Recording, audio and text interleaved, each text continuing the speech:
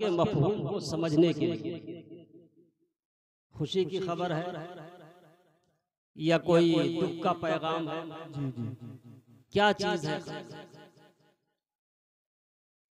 और जिसके पास खत आता था वो चार को और बताता था। अच्छी बात है तो पढ़ पढ़ के सुनाता था कि देखो मेरे अजीज ने मेरे लिए खत भेजा, मेरे प्यारे ने मेरे लिए खत भेजा। बिला तशबीह कुरान अल्लाह ने जिब्राइल के जरिए मुस्तफ़ा जाने रहमत की खिदमत में भेजा। सुभान अल्लाह, सुभान अल्लाह। और ये कुरान मुस्तफ़ा के जरिए उम्मत तक पहुंचा। यानी कुरान अल्लाह का पैगाम है जो अल्लाह ने हमारे और आपके लिए भेजा। सुभान अल्लाह, सुभान अल्लाह। मगर ये कितने अफसोस की बात है कि अल्लाह के उस भेजे हुए पैगाम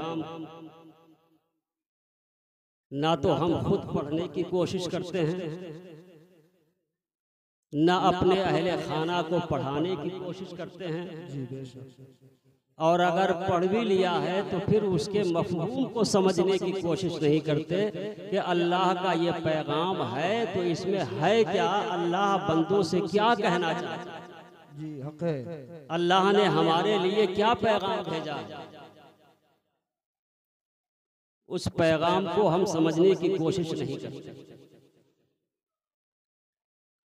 तो इसका मतलब क्या ये हुआ कि हमारी नज़र में माज़ अल्लाह अपने अजीज़ के ख़त की अहमियत ज़्यादा है और अल्लाह के पैगाम की अहमियत कम है।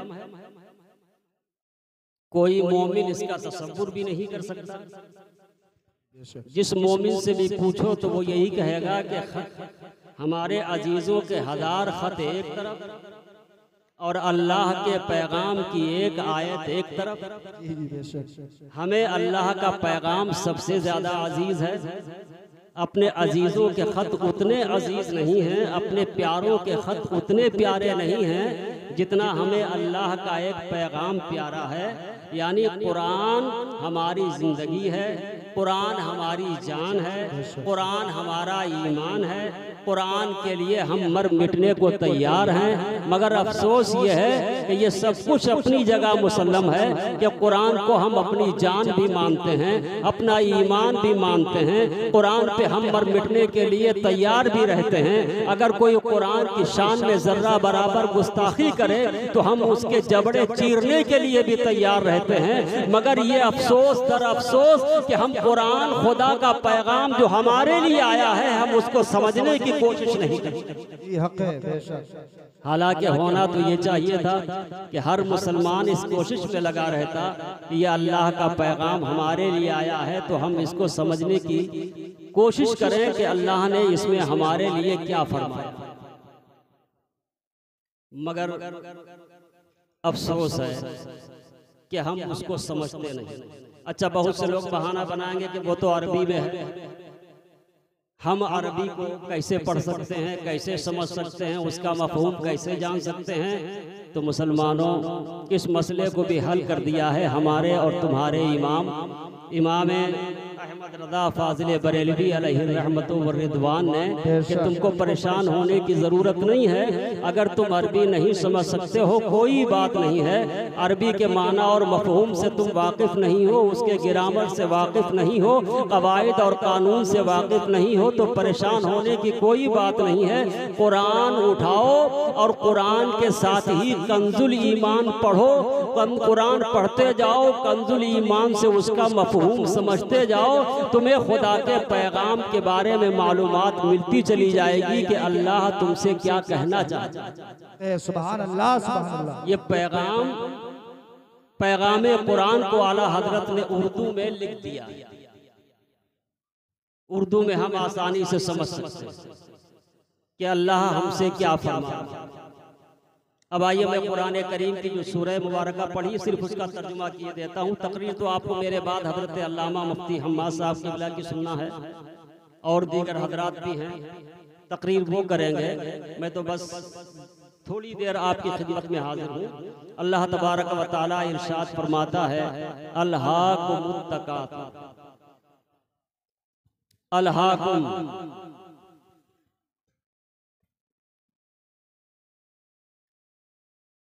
गाफिल कर दिया तुमको,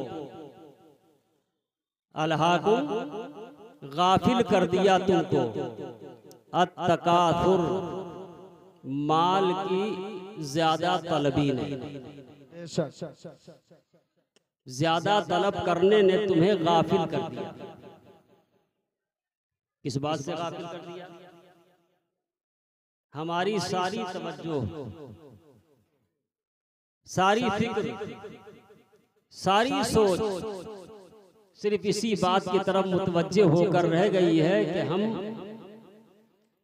कितना ज्यादा माल इकट्ठा कर लें, कितनी ज्यादा दौलत इकट्ठा कर लें, कितनी ज्यादा जायदाद इकट्ठा कर लें। जो मकसदे जिंदगी है हमने उसको फरामोश कर दिया। ये महफिल इसीलिए सजाई गई है कि हमको जहां खुदा और रसूल की बातें मालूम हो वहीं अपना मकसदे जिंदगी पता चले, और ये भी याद रहे कि जिस तरह हमसे पहले जाने वाले चले गए हैं एक दिन हमें भी उसी तरह इस दुनिया से रुखसत होना। सुभान अल्लाह, सुभान अल्लाह। देखा आपने, हमने भी देखा याकूब चचा को अपने दरमियान बैठते हुए बातें करते हुए, मगर अल्लाह उनकी कब्र पर हजारों रहमतें नादिल फरमाए। आज वो हमारे दरमियान से रुखसत हो गए, और एक वो नहीं, न जाने कितने इंसान हैं जिनको हमने खुद अपने कंधों से उठाकर कब्रिस्तान में उनकी आखिरी मंजिल पे छोड़ दिया। हजारों मन मिट्टी के नीचे दफन करके हम वापस चले आए हैं। अल्लाह तबारक व तआला फरमाता है कि तुमको गाफिल कर दिया है। कब्रिस्तान जाते तो जरूर हो, मैयत को कब्र में उतारते तो जरूर हो, दफनाते तो जरूर हो, उसकी कब्र पर मिट्टी ये पढ़कर के मिनहा खलकनाकुम व फीहा नुईदुकुम व मिनहा नुखरिजुकुम तारतन उखरा, डालते तो जरूर हो लेकिन तवज्जो नहीं करते।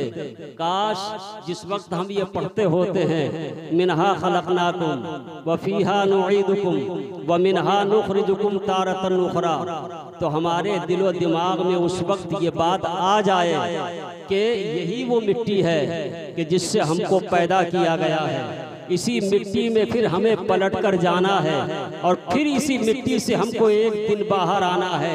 यानी अपनी मौत, अपनी जिंदगी, अपनी पैदाइश सब हमारी नजरों के सामने घूमना चाहिए कि हम कुछ नहीं थे। अल्लाह इरशाद फरमाता है, हल अता अलल इंसान हीनुम मिन अद-दहर लम यकुन शैय्यम मज़कूरा। इंसान पे एक ऐसा भी वक्त था कि जब इंसान काबिले जिक्र चीज था ही नहीं, इंसान कुछ था ही नहीं। अल्लाह फरमाता है कि ये कुछ नहीं था, मगर हमने अपनी कुदरत कामिला से इंसान को पैदा फरमा दिया।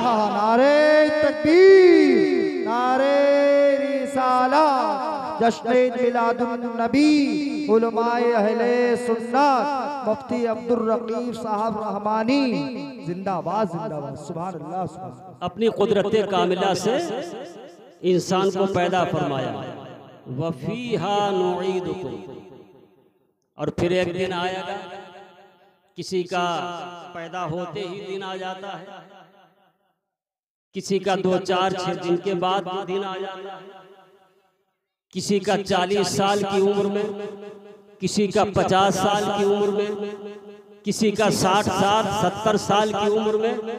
बहरहाल आता जरूर है, बचता कोई नहीं है। खुदा का फरमान है, कुल्लु नफ्सिन दायक़तुल मौत, हर जानदार को मौत का जायका चखना है। मौत से किसी को रुस्तगारी और छुटकारा नहीं है। जवान हो, बूढ़ा हो, बच्चा हो, जिसका जिस वक्त टाइम आ जाएगा उस वक्त उसको इस दुनिया को छोड़कर आलम आखिरत की तरफ चला जाना होगा। यानी कोई बचेगा नहीं, और ये दुनिया आती जाती दुनिया है। आज हम भरी हुई दुनिया देख रहे हैं, एक दिन वो आएगा कि पूरी दुनिया एक साथ फना हो जाएगी, हर इंसान खत्म हो जाएगा, हर जानवर खत्म हो जाएगा, हर चरिंदो परिंद मिट जाएगा, सारी कायनात फना हो जाएगी। अल्लाह फरमाता है कुल्लु मन अलैहा फान व यबका वजहु रब्बिका जुल जलाल वल इकराम। ना आसमान रहेगा, ना जमीन रहेगी, ना पेड़ पौधे रहेंगे, ना पहाड़ रहेंगे, ना दरिया रहेंगे, ना समंदर रहेंगे, ना इंसान रहेगा, ना हैवान रहेगा। कायनात की कोई चीज भी बाकी नहीं रहेगी। अगर कोई चीज, कोई जात बाकी रहेगी तो वो परवरदिगार आलम की जात है। नारे तकबीर, नारे रिसालत, पैगंबर इस्लाम, पैगामे कुरान, उलमाए अहले सुन्नत जिंदाबाद जिंदाबाद। कोई भी चीज बाकी नहीं रहेगी, हर चीज फना हो जाएगी। कुल्लु मन अलैहा फान। इसीलिए परवरदिगार आलम फरमाता है कि तुम्हें जाना है, दुनिया छोड़ना है, मौत के चुंगल में फंसना है, एक दिन इस दुनिया से रुखसत होना है। मगर अलहाकुम मुत्तकाफुर, तुम्हें ज्यादा तलबी ने गाफिल कर दिया है। गफलत के पर्दे आंख पे पड़ गए हैं। 100 साल का है, मौत याद नहीं आती, ये सोचता है कि शायद हमें यहीं रहना है। 80 साल का हो गया, कोई फिक्र नहीं है। लोगों के बकौल के कब्र में पैर लटकाए बैठे हैं, मगर कब्र की कोई फिक्र नहीं है। गफलत में पड़ गए हैं। माल कहां से हासिल किया जाए, दौलत कहां से कमाई जाए, फुला चीज कैसे मिले, फुला चीज कैसे मिले। ऐ काश कि इसके साथ साथ हमारे दिलो दिमाग में ये भी होती कि जन्नत कहाँ से मिले, जन्नत का दाखिला हमें कैसे नसीब हो, अल्लाह की रज़ा हमें कैसे मिले, मुस्तफ़ा जाने रहमत की रहमत के हकदार हम कैसे बने। अगर ये कैफियत हमारे दिल में पैदा हो जाए कि हमको इस दुनिया से एक दिन रुखसत होना है और रुखसत होने के बाद हमें परवरदिगार आलम की बारगाह में भी हाजिर होना है और हाजिर होकर अपने किए हुए आमाल का हिसाबो किताब भी देना है।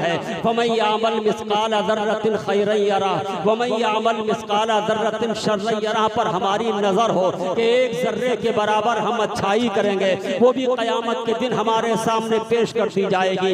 एक जर्रे के बराबर हम बुराई करेंगे, वो भी क़यामत के दिन हमारे सामने पेश कर दी जाएगी। और जब ये कैफियत होगी तो बंदा खेत में होगा मगर नामे खुदा ले रहा होगा, बंदा मकान में होगा खुदा का जिक्र कर रहा होगा, बंदा दुकान में होगा दरूदो सलाम के तोहफे मुस्तफा की बारगाह में पेश करके नेकियां कमा रहा होगा।